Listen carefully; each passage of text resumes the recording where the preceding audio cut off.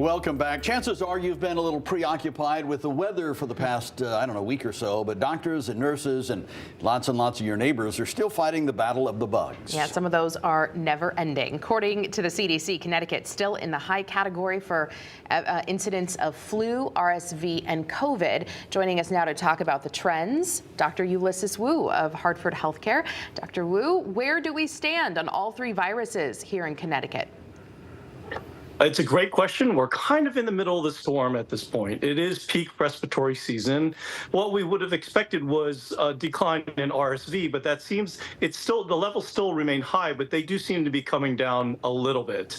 With influenza and COVID, those numbers, the problem is not everybody's getting tested for them. And so what we're doing is we're looking at hospitalizations, and hospitalizations for both influenza and COVID are certainly increasing. And a lot of this is a result of activities that have happened: New Year's, Kwanzaa, Hanukkah, Christmas.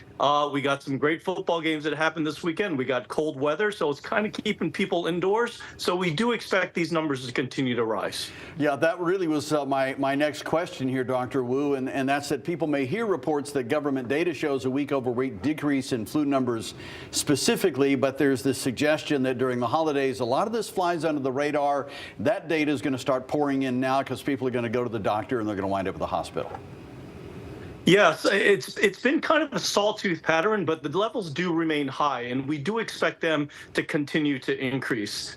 Unfortunately, on top of these three big viruses, there has actually been an increase in a lot of other viruses that we would normally associate with the winter season. So the coronaviruses before COVID-19, those are increasing. There's a viral illness called human metapneumovirus, adenovirus, parainfluenza. These are all respiratory viruses that are transmitted in very similar ways.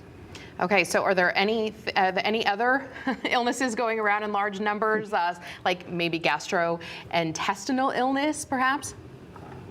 So a lot of these diseases, some of these diseases will also have gastrointestinal symptoms. And so hopefully we're past what we would say norovirus season, but you can't rule out a norovirus or an astrovirus that may be out there, rotavirus, other viruses. And then there's bacteria as well. So taking out all the viruses, we are certainly seeing bacterial pneumonias, atypical pneumonias, mycoplasma you may have heard of.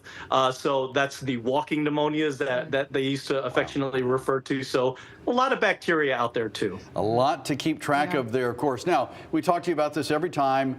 We kind of know what you're going to say, but it certainly bears repeating your advice to people, doctor, for staying safe and healthy.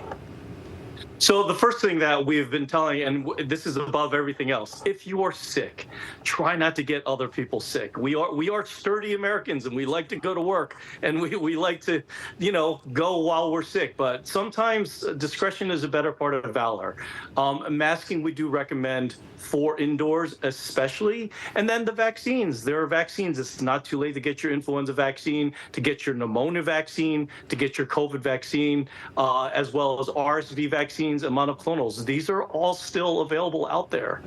Yeah, good advice, especially for the kids. I mean, they're just sick constantly out there. Parents with children, like you're laughing because it's true. I have a small one. She's always sick. All right, thank you so much, Dr. Ulysses Wu of Hartford Healthcare. We appreciate it. Thank you for having me.